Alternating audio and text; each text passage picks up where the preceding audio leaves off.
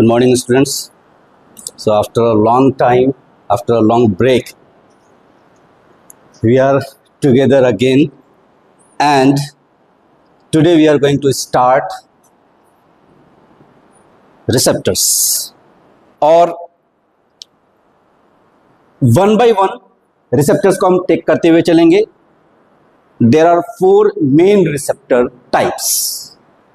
तो पूरी जो फार्माकोलॉजी है, जो पूरी फार्माकोलॉजी के ड्रग्स हैं, वो इन चारों में से किसी न किसी एक रिसेप्टर के साथ बाइंड करेगा. हम बात अभी सिर्फ रिसेप्टर की कर रहे हैं, क्योंकि आपको ये चीज थोड़ा सा समझना पड़ेगा. एक तो रिसेप्टर है, प्रोटीन मॉलिक्यूल है, वो कहीं ना कहीं लोकेटेड होगा सेल पर. वो सेल के मेम्ब्रेन के ऊपर हो सकता है, वो मेम्ब्रेन के अक्रॉस हो सकता है. तो एक तो ये रिसेप्टर हो जाता है. फिर हम देखेंगे कि कई दफे आयन चैनल्स ये भी बिहेव कर रहे हैं रिसेप्टर की तरह. कई दफे एंजाइम्स वो भी वेट करता है कि लेट द ड्रग कम. फिर देखेंगे क्या करना है, किस तरीके से एक्टिविटी शो करनी है हमें. यानी आपकी ड्रग की बाइंडिंग रिसेप्टर के साथ ultimately it is going to perform some alterations, some changes. It is going to activate some protein. It is going to synthesize some new proteins. Starting with ion channels, कि 2 type के ion channels operate करते हैं. ठीक है, पहला ion channel है, ये होता है लिगेंड बाउंड आयन चैनल. यानी ये वाला जो आयन चैनल होगा, यहां पर एक लिगेंड आएगा. वो लिगेंड आपके बॉडी के अंदर का ही कोई मॉलिक्यूल हो सकता है. ठीक है, या फिर बाहर से आपने कोई ड्रग दिया हो, तो या तो वो लिगेंड होगा या वो कोई ड्रग होगा. वो आएगा और उस आयन चैनल को अप्रोच करके वहां पर उसकी बाइंडिंग होगी, रिसेप्टर पर बाइंडिंग होगी. Now ion channel is considered as a receptor here. तो उस लिगेंड की या ड्रग की उस आयन चैनल पर उसके बाइंडिंग साइट पर बाइंडिंग होगी. उसके बाद उसके अंदर कुछ चेंजेस आएंगे और इफेक्ट आएगा. दूसरा होता है वोल्टेज गेटेड आयन चैनल. दोनों में डिफरेंस क्या है कि पहले वाले केस में आपका जो आयन चैनल है, उसके अंदर आयन का फ्लो, आयन का मूवमेंट वो तभी होगा जब आपका लिगेंड या ड्रग बाइंड करेगा. वोल्टेज गेटेड में क्या है कि आपका जो आयन चैनल है वो किसी लिगेंड का, किसी ड्रग का वेट नहीं कर रहा. वहां पर उनकी बाइंडिंग जरूरी नहीं है. वोल्टेज गेटेड आयन चैनल जो होंगे, उनकी ओपनिंग और फ्लो ऑफ आयन ये डिपेंड करेगा फ्लक्चुएशन ऑफ वोल्टेज पर. जैसे आप एक्शन पोटेंशियल एक ड्रॉ करते हो, डीपोलराइजेशन के बारे में आपने पढ़ा हुआ है कि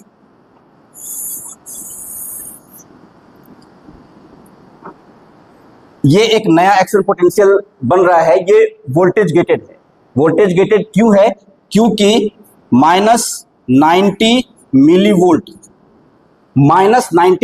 का एक वोल्टेज क्रिएट हुआ. ठीक है, और जिसकी वजह से सोडियम चैनल ओपन हुआ. वोल्टेज डिटरमाइन कर रहा है सोडियम चैनल की ओपनिंग को, कोई ड्रग नहीं आया है यहां पर. वोल्टेज गेटेड जो आयन चैनल्स होते हैं, वोल्टेज ऑपरेटेड जो आयन चैनल्स होते हैं, वो पूरी तरीके से डिपेंड करता है कि सेल मेम्ब्रेन का आउटसाइड और इनसाइड का वोल्टेज डिफरेंस क्या है. ठीक है, चार्ज डिफरेंस क्या है. ठीक है, तो हम आयन चैनल वाले पे दोबारा से आएंगे. बट वैसे आप देखिए, क्योंकि ड्रग की बाइंडिंग रिसेप्टर पर, रिसेप्टर के अंदर कुछ कन्फर्मेशनल चेंज, ये हम लोगों ने पढ़ा था शुरू में. वो कन्फर्मेशनल चेंज में क्या क्या होगा, तो वो जो कन्फर्मेशनल चेंज में होता है, तो सबसे पहले आपका ड्रग बाइंड करेगा, यानी the receptor has received the ligand और रिसीव्ड द ड्रग, देन उस बाइंडिंग के बाद हम जो कह रहे हैं कि कंफर्मेशनल चेंज आएगा, यानी कुछ मैसेजेस हैं, कुछ चेंजेस हैं जो होंगे। हम डिटेल में देखेंगे जब 1 to 1 चलेंगे। तो वो जो चेंजेस होंगे उन चेंजेस के लिए सेल के अंदर कुछ मॉलिक्यूल्स बनेंगे, कुछ नए एंजाइम्स बनेंगे, फॉस्फोराइलेशन होगा, डीफॉस्फोराइलेशन होगा, प्रोटीन एक्टिवेशन होगा, प्रोटीन डीएक्टिवेशन होगा, ये सारी चीजें होंगी। उसी के थ्रू से एक स्टेप से दूसरे स्टेप, दूसरे स्टेप से तीसरे स्टेप आपका मैसेज का ट्रांसडक्शन हो रहा है, मैसेज आपका आगे बढ़ रहा है और अल्टीमेटली आपका रेस्पॉन्स आ जाता है। ट्रांसडक्शन में कुछ चीजें हुई जो बनी है ना, सिग्नल तैयार हुआ, सिग्नल फॉरवर्ड हुआ और अल्टीमेटली जो भी एक ट्रांसडक्शन का आउटपुट निकला वो आपको रिस्पॉन्स के फॉर्म में दिख जाएगा। पिक्टोरियली आप इस चीज को समझ सकते हैं, एक्स्ट्रा सेल्यूलर सिग्नल मॉलिक्यूल आया, ये लिगेंड है या ड्रग है जो रेड वाला है, ठीक है, रिसेप्टर के साथ बाइंड हो गया, इंट्रासेल्यूलर सिग्नलिंग प्रोटीन्स ने काम किया, ट्रांसडक्शन हुआ, मैसेज फॉरवर्ड हुआ और टारगेट ऑर्गन्स की तरफ अब वो बढ़ रहा है। कहां पर क्या काम कराना है, एक साथ कई ऑर्गन्स टारगेट हो सकते हैं साइमल्टेनियसली, क्योंकि रिसेप्टर सिर्फ एक सेल या एक ऑर्गन पर नहीं है, रिसेप्टर तो तमाम है, मिलियंस ऑफ रिसेप्टर्स हैं, मिलियंस ऑफ सेल्स हैं, तो एक साथ वो हो सकते हैं। तो जो ट्रांसडक्शन का सिग्नलिंग का जो प्रोसेस चल रहा है उसमें कुछ मेटाबॉलिक एंजाइम्स इन्वॉल्व हो जाएंगे, कुछ जीन रेगुलेटरी प्रोटीन्स इन्वॉल्व हो जाएंगे, कुछ साइटोस्केलेटल प्रोटीन्स इन्वॉल्व हो जाएंगे, ये लोग इन्वॉल्व हो जाएंगे और अल्टीमेटली इनके अंदर रिस्पॉन्स आ जाएगा या इफेक्ट आ जाएगा। एंजाइम्स हैं तो मेटाबॉलिज्म को चेंज करेगा, ठीक है, प्रोटीन्स हैं, अल्टीमेटली वो जो प्रोटीन्स हैं फिर वो जाएंगे, प्रोटीन सिंथेसिस का काम चलेगा, ट्रांसक्रिप्शन होगा, मैसेंजर आरएनए के थ्रू से मैसेज भेजा जाएगा, राइबोसोम के पास वो मैसेज जाएगा, एक नया प्रोटीन बनेगा और वो जो प्रोटीन बना क्यों बना, एक लैंग्वेज बना कि ये काम होना है, तो वो काम हो जाएगा फिर, ठीक है। यानी ये एक जो मैकेनिज्म है सिग्नल ट्रांसडक्शन का सेल के अंदर वो इस तरीके से चलता है, ठीक है। तो एक ब्रीफ जो था इंट्रोडक्शन कि रिसेप्टर, उसका ट्रांसडक्शन, उसका रेस्पॉन्स। तो अब 1 by 1 चलते हैं कि आयन चैनल्स के अंदर कैसे होते हैं।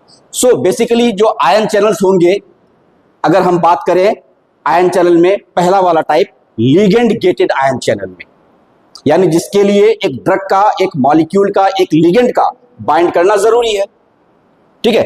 तो ऐसे आयन चैनल आपको कहां मिलेंगे, ये जो आपका सेल मेम्ब्रेन है उन पर होता है। These ion channels are on the cell membranes. तो सेल मेम्ब्रेन बाउंड रिसेप्टर्स होते हैं ये, ठीक है, एक चीज। अब जो आयन चैनल्स हैं वो, उनकी क्लोजिंग होगी, उनकी ओपनिंग होगी। जब वो इनएक्टिव रहेंगे, यानी जब लिगेंड की या ड्रग की बाइंडिंग नहीं है उसके ऊपर, तो वो इनएक्टिव हैं, और इनएक्टिव हैं तो क्लोज्ड है ना। जब ड्रग आया, बाइंड किया, वो ओपन होते हैं। ओपन होंगे, आयन का मूवमेंट शुरू हो जाएगा और आयन के मूवमेंट की वजह से अब वो आयन अपना रिस्पॉन्स शो कराएगा, जो भी रिस्पॉन्स शो कराना है, ठीक है, चाहे वो डीपोलराइजेशन का रिस्पॉन्स हो, चाहे वो हाइपर पोलराइजेशन का रिस्पॉन्स हो, राइट। तो एग्जाम्पल हम लोग कुछ कोट कर सकते हैं, जैसे फॉर एग्जाम्पल कोलिनर्जिक रिसेप्टर है, ठीक है, लिगेंड गेटेड में कोलिनर्जिक रिसेप्टर है, उसका एक टाइप है निकोटिनिक, राइट। इस रिसेप्टर को हम लोग कहते हैं मसल टाइप। जो निकोटिनिक रिसेप्टर होता है ना, ये आपके स्केलेटल मसल्स में पाया जाता है, इसीलिए ये वाला मसल टाइप हो गया। एक दूसरा निकोटिनिक रिसेप्टर होता है जो आपके न्यूरॉन्स में पाए जाते हैं। तो निकोटिनिक रिसेप्टर्स दो जगह पाए जाएंगे, एक आपके न्यूरॉन के अंदर, तो निकोटिनिक कोलिनर्जिक रिसेप्टर के लिए जो लिगेंड है वो आपका एसिटाइल कोलिन है। ठीक है, जैसे मान लो कि ये आपका निकोटिनिक कोलिनर्जिक रिसेप्टर है। ठीक है, तो आपका जो मैसेंजर है या लिगेंड है या ड्रग है वो एसिटाइल कोलिन हो गया। यहां एसिटाइल कोलिन की बाइंडिंग हुई, एसिटाइल कोलिन की बाइंडिंग की वजह से सोडियम आयन, एसिटाइल कोलिन की बाइंडिंग की वजह से ये ओपन होगा और ओपन होने के बाद सोडियम आयन का फ्लो शुरू हो जाएगा। नाउ सोडियम आयन की एंट्री होगी आपके सेल्स के अंदर, और सोडियम आयन क्या कराता है? डीपोलराइजेशन कराता है, यानी कॉन्ट्रैक्शन कराएगा। तो आपके स्केलेटल मसल्स के अंदर एक्शन पोटेंशियल डेवलप होंगे, डीपोलराइजेशन होगा यानी कॉन्ट्रैक्शन होगा। अगर क्लोराइड आयन के बारे में कोई पूछता है तो हमारे पास इसके दूसरे रिसेप्टर्स हैं, गाबा रिसेप्टर्स। जो गाबा रिसेप्टर्स होते हैं इनकी भी, इन पर गाबा बाइंड करेगा, या और भी कई तरह के ड्रग्स जो गाबा रिसेप्टर पे बाइंड कर सकते हैं, जैसे बेंजोडाइजेपिन्स बाइंड करते हैं, बार्बिचुरेट्स बाइंड करते हैं, इथेनॉल बाइंड करते हैं। तो जब ये बाइंड करते हैं गाबा रिसेप्टर की ओपनिंग होगी और क्लोराइड आयन का मूवमेंट शुरू हो जाएगा। ठीक है, तो गाबा रिसेप्टर के थ्रू से क्लोराइड आयन का मूवमेंट होता है। ग्लूटामेट रिसेप्टर, ये यहां पर सोडियम आयन का मूवमेंट होता है। ग्लाइसिन रिसेप्टर, यहां पर क्लोराइड आयन का मूवमेंट होता है। ठीक है, अब एक कॉमन चीज आप देखो, यहां पर मैंने दो आयन्स लिए, यहां एक सोडियम आयन लिया और एक क्लोराइड आयन लिया। सोडियम आयन जहां जहां है वहां पर एक्साइटेशन होता है, और क्लोराइड आयन जहां जहां है उसका जो रिस्पॉन्स आएगा वो इनहिबिशन आएगा। फॉर एग्जाम्पल गाबा, तो गाबा के बारे में हम लोगों ने पहले भी देखा है कि ये जब आप इसको स्टिमुलेट करेंगे तो ये इनहिबिटरी इफेक्ट शो करेगा, राइट। आपका जो सीएनएस है वो डिप्रेस होगा। सिमिलरली ग्लाइसिन क्लोराइड आयन वाला है, ये भी इनहिबिटरी इफेक्ट शो करता है। नाउ सोडियम आयन वाला निकोटिनिक कोलिनर्जिक स्टिमुलेशन काउज करता है, डीपोलराइजेशन होगा, मसल्स कॉन्ट्रैक्ट करेंगे। ग्लूटामेट एक्साइटेटरी न्यूरोट्रांसमीटर है, फाइन।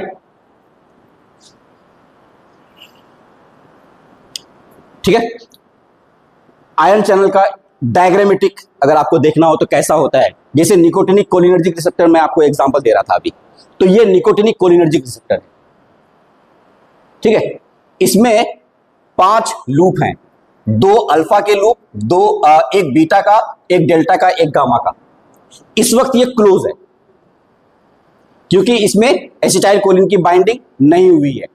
जब एसिटाइल कोलिन बाइंड करता है तो निकोटिनिक कोलिनर्जिक रिसेप्टर के अंदर दोनों अल्फा लूप पर ये बाइंड करता है। Acetylcholine will bind to both the alpha loop, एक मॉलिक्यूल यहां, एक मॉलिक्यूल यहां। जैसे ही एसिटाइल कोलिन की बाइंडिंग होगी ये ओपन हो जाएगा, और ओपन होने की वजह से सोडियम आयन की एंट्री हो जाएगी। नाउ गाबा, ये गाबा का स्ट्रक्चर है, इसमें भी 2 अल्फा, 2 बीटा, एक गामा। ठीक है, जो गाबा बाइंड करेगा वो इन जगह पे बाइंड करेगा, अल्फा और बीटा के ट्रांजैक्शन पे। इसके अलावे बेंजोडाइजेपिन भी बाइंड करते हैं यहाँ पे। ठीक है, इथेनॉल यहाँ पे बाइंड करेगा, बार्बिचुरेट यहाँ बाइंड करेगा, अलग अलग बाइंडिंग साइट है, बट सबके बाइंडिंग की वजह से अल्टीमेटली हो रहा है क्या यहाँ पर? Open the channel. कौन सा चैनल है यहाँ पर? क्लोराइड आयन चैनल है। क्लोराइड आयन की ओपनिंग हो जाती है। बेंजोडाइजेपिन क्लोराइड आयन चैनल को ओपन तो करता है, बार्बिचुरेट भी करता है, लेकिन दोनों का अलग अलग तरीका होता है एक्शन को प्रोड्यूस करने का। ठीक है, अच्छा, वोल्टेज गेटेड का कोई एग्जांपल, जैसे फॉर एग्जांपल लोकल एनेस्थेटिक्स हैं। लोकल एनेस्थेटिक्स किसी पर्टिकुलर जगह को एनेस्थेसाइज करने के लिए लीडोकेन, जाइलोकेन, प्रिलोकेन, ये ड्रग्स हैं। है वहां भी सोडियम आयन का ही रोल, लेकिन वोल्टेज के थ्रू से उसका फ्लक्चुएशन होता है। वेल, दूसरा जो कि मोस्ट इंपॉर्टेंट है, एग्जामिनर्स का फेवरेट, जी प्रोटीन कपल्ड रिसेप्टर। ये जो रिसेप्टर है इसको हम क्या कह रहे हैं, जी प्रोटीन कपल्ड है ये, यानी रिसेप्टर अकेला नहीं है, ये रिसेप्टर एक जी प्रोटीन के साथ बंधा हुआ है। वो जो जी प्रोटीन है, जी प्रोटीन, इस जी का मतलब होता है ग्वानोसिन।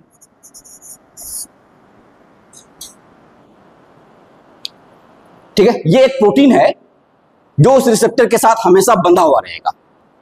राइट, कि कौन कौन से रिसेप्टर्स हैं जिसको हम कहेंगे कि ये जी प्रोटीन कपल्ड रिसेप्टर है, और उस हिसाब से उसके ड्रग्स आइडेंटिफाई हो जाएंगे। फॉर एग्जाम्पल, कोलिनर्जिक रिसेप्टर, हम इससे पहले भी कोलिनर्जिक रिसेप्टर की बात कर रहे थे लिगेंड गेटेड में, बट वहां पर कौन सा टाइप था, निकोटिनिक टाइप था। हम अभी भी कोलिनर्जिक रिसेप्टर की बात कर रहे हैं, बट यहां पर जो टाइप है मस्कैरेनिक टाइप है। दूसरा, हमारे एड्रिनर्जिक सिस्टम के रिसेप्टर्स, ये तो कोलिनर्जिक सिस्टम का हो गया। दूसरा एड्रिनर्जिक सिस्टम है हमारे में dopaminergic receptor, histamine receptor, 5-HT यानी सेरोटोनिन। 5-HT को हम लोग सेरोटोनिन भी कहते हैं, 5-हाइड्रोक्सीट्रिप्टामिन एंड ओपिएट रिसेप्टर्स। ये सारे रिसेप्टर्स जी प्रोटीन कपल रिसेप्टर्स है, यानी इन सब रिसेप्टर्स के साथ जी प्रोटीन अटैच्ड रहेगा। और काम करने का जो तरीका है तकरीबन सबका सिमिलर है, बट हम थोड़े डिफरेंसेस देखेंगे इसके अंदर जब हम जी प्रोटीन कपल रिसेप्टर के अलग अलग पाथवे पर जाएंगे। देखो, जी प्रोटीन कपल रिसेप्टर जो होता है जीपीसीआर, इसका एक यूनिक स्ट्रक्चर होता है। ये रिसेप्टर आपके सेल मेम्ब्रेन पर पाया जाएगा। सेल मेम्ब्रेन के ऊपर से लेके अंदर तक, बाहर से लेकर के अंदर तक, यानी साइटोप्लाज्म के साइड तक 7 टाइम्स क्रॉस करता है। 1 2 3 4 5 6 7। स्टार्टिंग में यहां आपका लिगेंड बाइंड करेगा ड्रग इस जगह पे, और जो लास्ट पॉइंट है 7th पॉइंट में आपका ये जी प्रोटीन बाइंड किया हुआ है। इसीलिए इस रिसेप्टर को कह रहे हैं जी प्रोटीन कपल्ड रिसेप्टर। अब ये जो जी प्रोटीन है, यहां पर आप क्या देख पा रहे हो, ये जीडीपी है ना, ग्वानोसिन डाइफॉस्फेट, जीडीपी। इधर आप देख रहे हो जीटीपी, ग्वानोसिन ट्राइफॉस्फेट। नाउ जब रिसेप्टर कोई काम नहीं कर रहा है, लिगेंड की बाइंडिंग नहीं हुई, ड्रग की बाइंडिंग नहीं हुई है, उस वक्त वो इनएक्टिव स्टेट में पड़ा हुआ है। जब इनएक्टिव स्टेट में रिसेप्टर रहता है तो उस वक्त जो जी प्रोटीन है यानी जीडीपी इस फॉर्मेट में रहता है। ठीक है, अल्फा बीटा गामा, ये जो फॉर्मेट है ये इनएक्टिव फॉर्मेट है, जिसमें alpha part is attached here, और इस अल्फा पार्ट से बीटा और गामा पार्ट अटैच है। ठीक है, तो ये आपका प्रोटीन का स्ट्रक्चर हो गया जब इनएक्टिव है। अब जब लिगेंड बाइंड करेगा या ड्रग बाइंड करेगा तो ये एक्टिव हो जाएगा, और जब ये एक्टिव होगा तो होगा क्या, जो जीडीपी है वो हट जाएगा वहां से, उसकी जगह पे जीटीपी बाइंड कर जाएगा। राइट, अगला स्टेप ये होगा कि ये अलग हो जाएगा, डिटैच हो जाएगा वो। यही ट्रांसडक्शन है जो आप कह रहे हैं ना कि ट्रांसडक्शन होता क्या है, तो यही ट्रांसडक्शन चल रहा है। ये चेंजेस, आपका ये रेस्टिंग स्टेट है, इस वक्त कोई बाइंडिंग नहीं है, कुछ भी नहीं है। ठीक है, आपका जो जी प्रोटीन है वो जी प्रोटीन अल्फा से अटैच्ड है लेकिन अलग है, ये आपका रिसेप्टर हो गया। ठीक है, नाउ जैसे ही आपका एगनिस्ट बाइंड करेगा, यहां पर रिसेप्टर पे आपका एगनिस्ट, लिगेंड, ड्रग जो भी है वो बाइंड करेगा। बाइंड करने के बाद क्या होगा, GDP will be replaced by GTP. GTP की बाइंडिंग हो गई, जीटीपी की बाइंडिंग हुई, अल्फा बीटा गामा इस अरेंजमेंट में है, इस ऑर्डर में है, ठीक है। जीडीपी यहां हट गया और अगला स्टेप क्या होगा, अब एक्टिव स्टेट में आ गया आपका रिसेप्टर, अब उसको काम करना है। तो काम करने के लिए क्या है, आपका जो इफेक्टर सिस्टम है उस इफेक्टर सिस्टम के साथ ये इस तरीके से कंबाइन किया हुआ है, ठीक है। जीटीपी अटैच्ड विद अल्फा और ये इफेक्टर सिस्टम है। अच्छा, अल्फा जो है बदमाश वैसे ये जीडीपी के साथ उसकी बनी नहीं। जैसे ही उसने देखा कि मॉलिक्यूल आया है वो इमीडिएटली जीटीपी का साथ छोड़ देता है और जीटीपी के साथ अटैच हो जाता है, क्योंकि जीटीपी एक्टिव स्टेट में उसको ले आएगा, ठीक है। लेकिन जैसे ही काम बन गया, अल्फा जीटीपी को डिग्रेड कर देता है, उसको कन्वर्ट कर देता है दोबारा से जीडीपी में।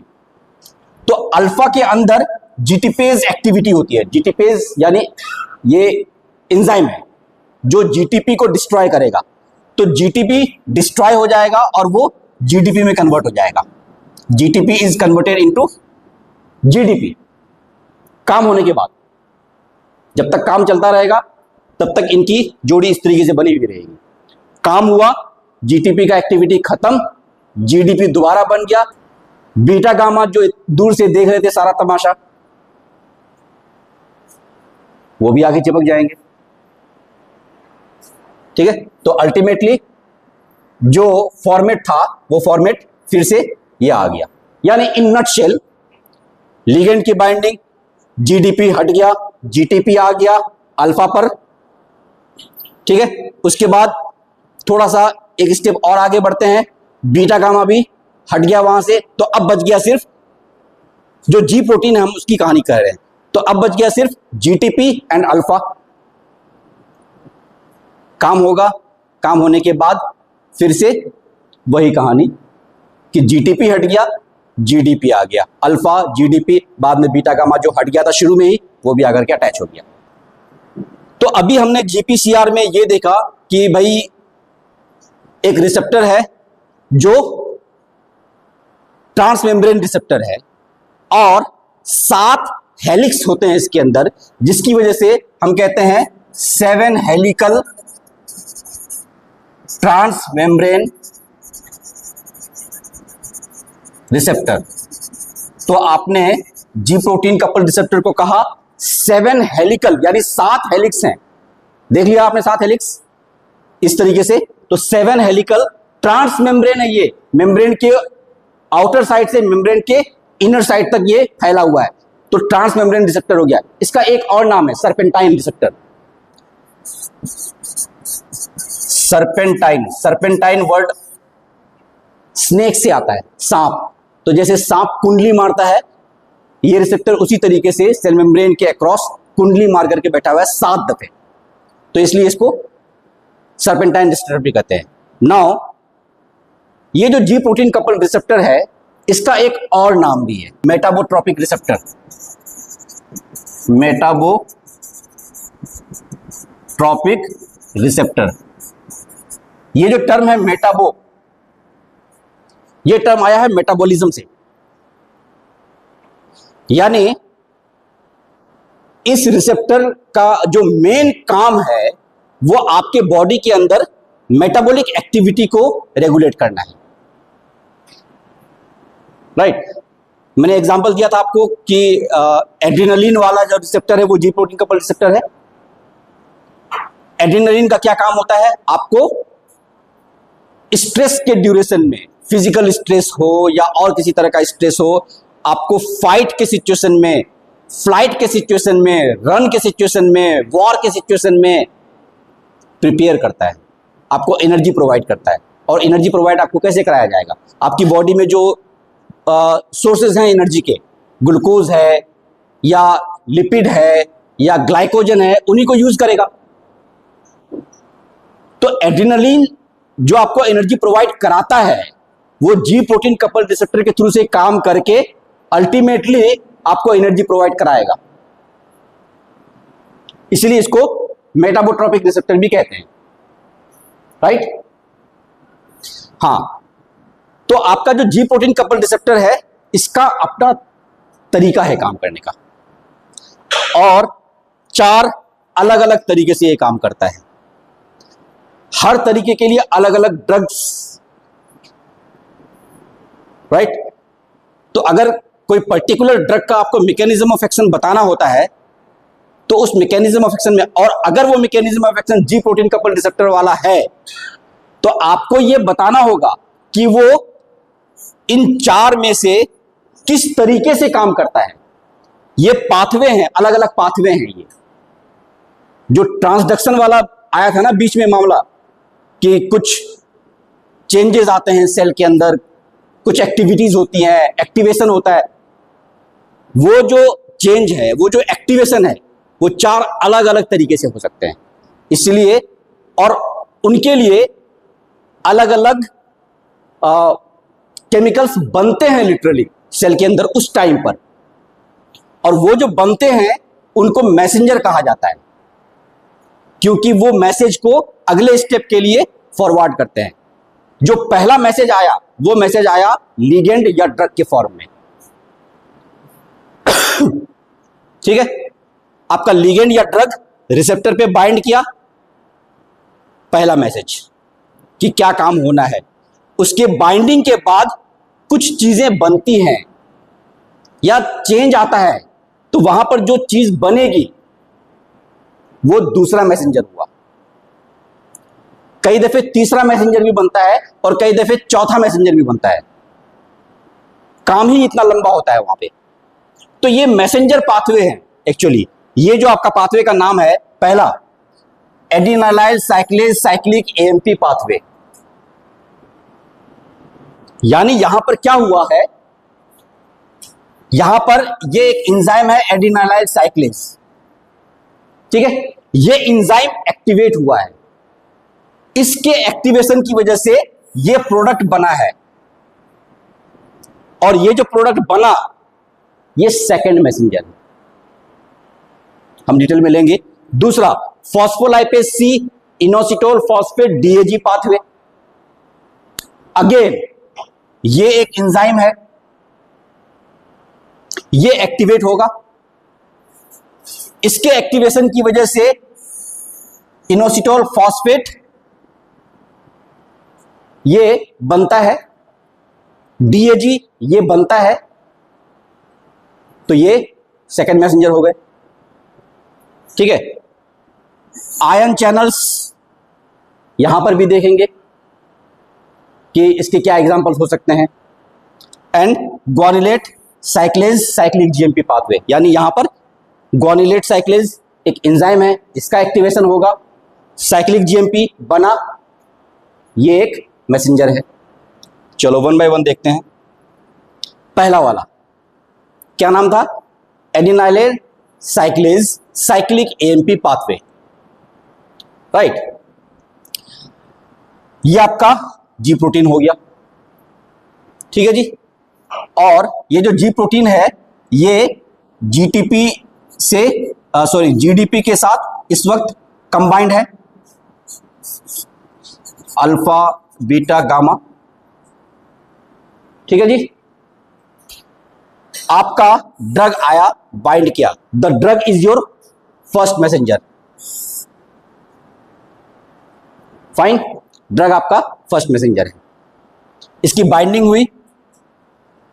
अब इसकी बाइंडिंग के बाद जीडीपी में, जी प्रोटीन में क्या चेंज आता है वो हमने देखा हुआ है। जीडीपी हट जाएगा, जीटीपी अटैच हो जाएगा, लेकिन वहां पर क्या होता है कि ये जो एंजाइम है जो कि सेल मेम्ब्रेन पर है, this enzyme is located in cell membrane, adenylyl cyclase, ये एंजाइम एक्टिवेट होगा, ठीक है। इनहिबिट भी हो सकता है या कुछ और भी काम हो सकता है उसका। तो अगर ये एंजाइम एक्टिवेट हुआ तो हम कहेंगे कि अगर इस एंजाइम को एक्टिवेट किया गया तो हम कहेंगे कि जी प्रोटीन स्टिमुलेटरी नेचर का था। अगर एंजाइम को स्टिमुलेट किया गया है तो हम कहेंगे कि जी प्रोटीन स्टिमुलेटरी नेचर का है, यानी जीएस नेचर का है। और अगर ड्रग की बाइंडिंग हुई और आपका जो एडिनालाइल साइक्लेज है वो इनहिबिट हो गया, एंजाइमेटिक एक्टिविटी उसकी घट गई, तो आप कहेंगे कि जो जी प्रोटीन था वो इनहिबिटरी नेचर का था, जीआई। ठीक, दो टाइप। एक तीसरा टाइप होता है वो दूसरे पाथवे में है।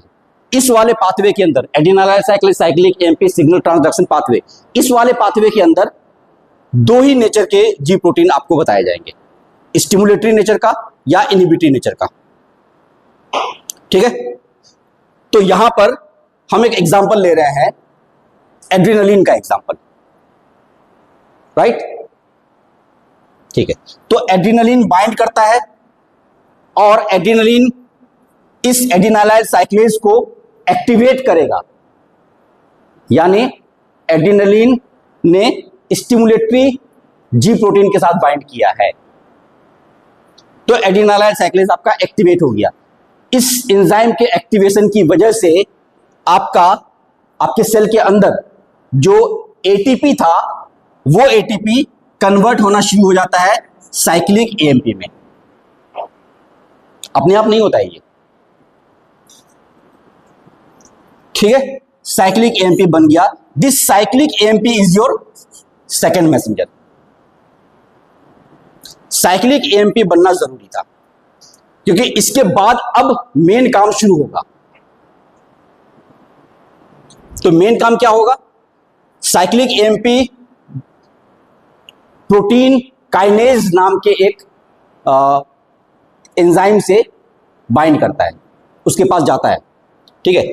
तो ये जो प्रोटीन काइनेज ए है ये एक्टिवेटेड फॉर्म है, ए इज एक्टिवेटेड फॉर्म, फाइन।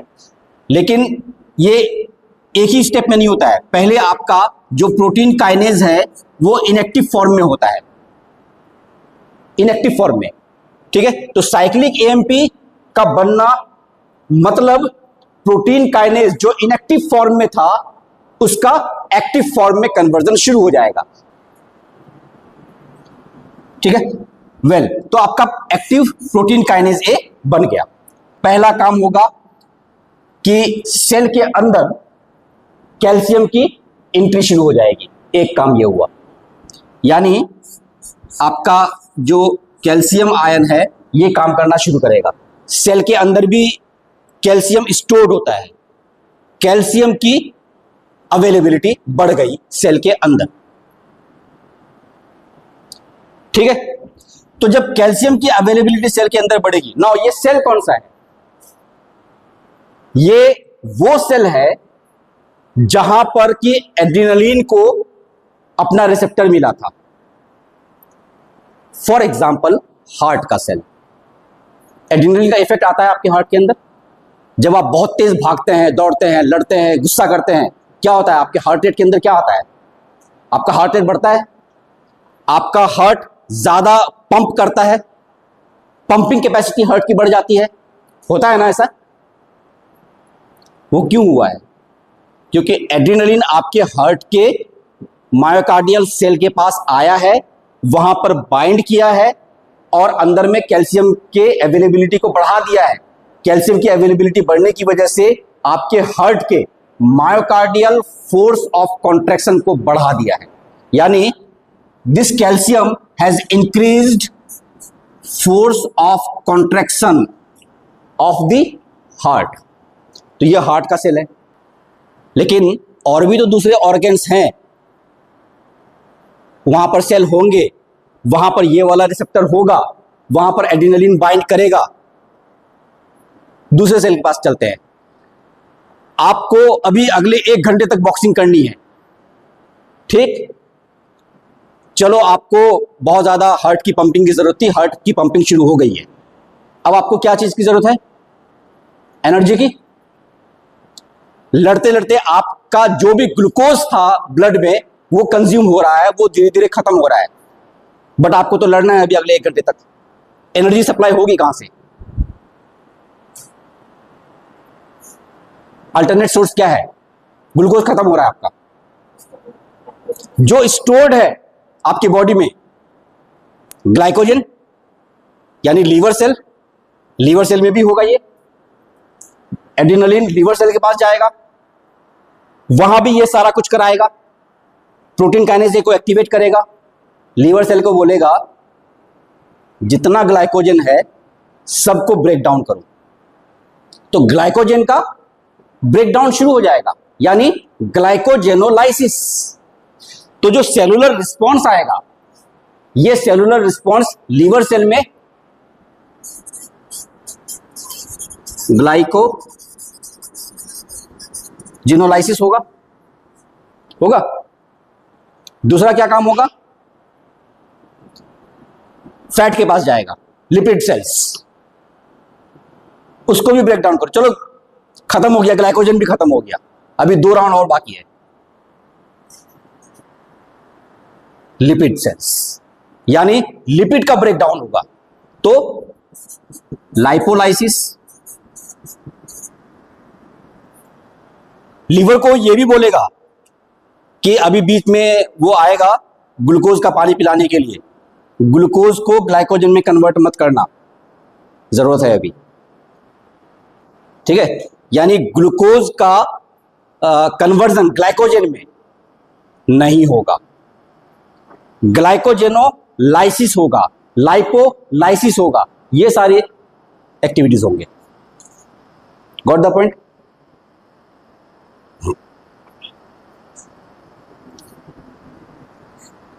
ठीक है, यानी क्या हुआ है यहां पर? पहला मेजर स्टेप, साइक्लिक एएमपी का लेवल आपका बढ़ा है। जितना ज्यादा साइक्लिक एएमपी बढ़ेगा उतना ही ज्यादा प्रोटीन काइनेज ए का एक्टिवेशन, उतना ही ज्यादा कैल्शियम की अवेलेबिलिटी, उतना ही ज्यादा आपका सेलुलर रिस्पॉन्स। जबकि जो जीआई होगा, अगर ड्रग वैसा आ गया कि नहीं भाई ये नहीं कराना है, उल्टा करना है, मान लो एड्रेनलिन नहीं है, एसिटाइल कोलिन है, तो एसिटाइल कोलिन क्यों फेमस है? जस्ट अपोजिट काम के लिए, आपको रेस्ट में हेल्प करेगा, आपके एनर्जी को कंजर्व करने में हेल्प करेगा। तो एसिटाइल कोलिन जीआई के थ्रू से काम करेगा। क्लियर है ये? नाउ दूसरा, फॉस्फोलाइपेज सी IP3DAG पाथवे। हमने पिछले वाले में देखा कि 2 जी प्रोटीन के टाइप, स्टिमुलेटरी या इनहिबिटरी, GS या GI। यहां पर जो G है ये GQ है, ये तीसरा टाइप है जी प्रोटीन का। तो जब आपका लिगेंड या आपका ड्रग इस जी प्रोटीन कपल रिसेप्टर पे बाइंड करेगा, बाइंडिंग की वजह से क्या होगा? एक एंजाइम है फॉस्फोलाइपेज सी, ये एंजाइम एक्टिवेट हो जाएगा। इस एंजाइम के एक्टिवेट होने की वजह से आपके सेल मेम्ब्रेन में, सेल मेम्ब्रेन क्या चीज का बना हुआ है? फॉस्फोलिपिड, है ना? तो आपके मेम्ब्रेन में फॉस्फोलिपिड्स जो है, उन फॉस्फोलिपिड्स के एक कंपोनेंट जिसका नाम है PIP2, इसी से आपका फॉस्फोलिपिड बनता है। सेल मेम्ब्रेन का जो फॉस्फोलिपिड है उसका एक इंग्रेडिएंट है, ये एक कंपोनेंट है। इसका पूरा नाम है फॉस्फोटिडाइल इनोसिटोल 4,5 डाइफॉस्फेट। ठीक है जी। तो इससे आपका सेल मेम्ब्रेन का फॉस्फोलिपिड मटेरियल बनता है। जब आपका ड्रग बाइंड करता है, GQ का एक्टिवेशन होता है, फॉस्फोलाइपेज सी का एक्टिवेशन होता है, तो वो फॉस्फोलाइपेज सी इसका हाइड्रोलिसिस कराता है। तो ये PIP2 2 हिस्से में बढ़ जाता है। पहला हिस्सा इनोसिटोल 1,4,5 ट्राइफॉस्फेट, ये पहला हिस्सा हुआ, ये बनता है। और दूसरा पार्ट डाइएसाइल ग्लिसरॉल, ये बनता है। ये कब बना? जब PiP2 का हाइड्रोलिसिस हुआ। हाइड्रोलिसिस कब हुआ? जब फॉस्फोलाइपेज सी का एक्टिवेशन हुआ। क्लियर है यहां पे? नाउ इनोसिटोल 1,4,5 ट्राइफॉस्फेट यानी IP3। IP3 वाटर सॉल्युबल होता है। वाटर सॉल्युबल होने की वजह से वो सेल मेम्ब्रेन पे रुक नहीं पाता है, क्योंकि सेल मेम्ब्रेन आपका किस नेचर का है? लिपिड नेचर का है। तो IP3 वहां पे रुक नहीं पाता है। IP3 वहां से उतर के साइटोप्लाज्म में आ जाता है। जबकि डाइएसाइल ग्लिसरॉल DAG ये लिपिड नेचर का है, तो ये वहीं पर रुकता है। अब देखिए क्या होता है कि जब IP3 आपका साइटोप्लाज्म में आएगा तो इसकी वजह से साइटोप्लाज्म के अंदर कुछ थैले हैं, कुछ वेसाइकल्स हैं जिसमें कैल्शियम स्टोर है, वो चार्ज हो जाते हैं। ठीक, IP3 का साइटोप्लाज्म में आने का मतलब हुआ कि कैल्शियम अपने स्टोरेज वेसाइकल से रिलीज होगा। कैल्शियम साइटोप्लाज्म में आ गया, यानी अब उसको काम करना है, राइट? तो कैल्शियम साइटोप्लाज्म में रिलीज होकर के आ जाता है। नाउ ये जो कैल्शियम है ये अभी काम करने के लिए रेडी है, बट एक स्टेप और बचता है, और वो स्टेप है कालमोडुलिन नाम का एक प्रोटीन होता है जो वेट कर रहा होता है कैल्शियम के बाहर निकलने का। कालमोडुलिन, कैल्शियम कॉन्ट्रैक्शन के थ्रू से और भी कई सारी चीजें कराता है। न्यूरोट्रांसमीटर का रिलीज करवाना, हार्मोन का रिलीज करवाना। कैल्शियम रिलीज हो गया और कालमोडुलिन और कैल्शियम की बाइंडिंग हो गई। अब रिस्पॉन्स आएगा। तो ये तो IP3 ने किया था। इधर DAG क्या कर रहा है? अच्छा, IP3 का रिस्पॉन्स देख लेते हैं। रिस्पॉन्स आया तो रिस्पॉन्स क्या आएगा? कॉन्ट्रैक्शन, किसी भी तरीके का कॉन्ट्रैक्शन हो। ठीक, सिक्रीशन, अभी मैंने आपको बताया हिस्टामिन, किसी भी तरीके का सिक्रीशन, हिस्टामिन हो या न्यूरोट्रांसमीटर्स हो, उनका सिक्रीशन हो। एंजाइमेटिक एक्टिवेशन, तो ये रिस्पॉन्सेज हैं जो होंगे, सेलुलर रिस्पॉन्सेज। चलो DAG की बात कर लेते हैं। डाइएसाइल ग्लिसरॉल वाटर सॉल्युबल नहीं था, सेल मेम्ब्रेन पे रुक गया था, बट काम तो वो भी करेगा।